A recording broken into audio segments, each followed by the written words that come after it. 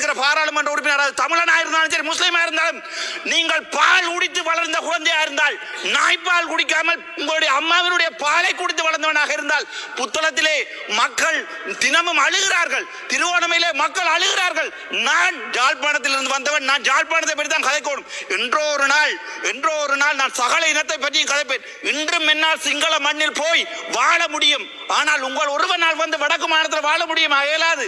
ஏனென்றால் நீங்கள் முழு இனவாதிகள். வெட்கப்படுகிற என்னுடைய தேசிய தலைவர் நீங்கள் ஒரு குடு வியாபாரி என்று சொன்னதுக்கு இந்த முகத்தோட யாழ்ப்பாணம் வருவீர்கள். இதுல இருக்கிற ஓடினம் தீவிரமைத்தி கடல் அமைச்சர் எழும்பி ஓடுறார், விமல் ரத்நாயக் எழும்பி ஓடுறார். வெட்கமா இல்லையா? நீங்க எல்லாம் ஒரு ஆயுதம் ஏந்தி போராடிய இது யாருக்கு அவமானம் என்றா ரோகண விஜய் வீரர் என்ற ஒரு பெரும் தலைவருக்குரிய அவமானம் இது. அவர் கொண்டே இந்த கனத்த மயானத்தில் எரிக்கப்படும் போது உங்களை மாதிரி எல்லாம் காருக்கும் பஸ்ஸுக்கும் ஓடித்திருவாங்க நினைச்சிருந்தா அந்த மனுஷன் போய் எங்காவது வெளிநாட்டில் வாழ்ந்திருக்கும்.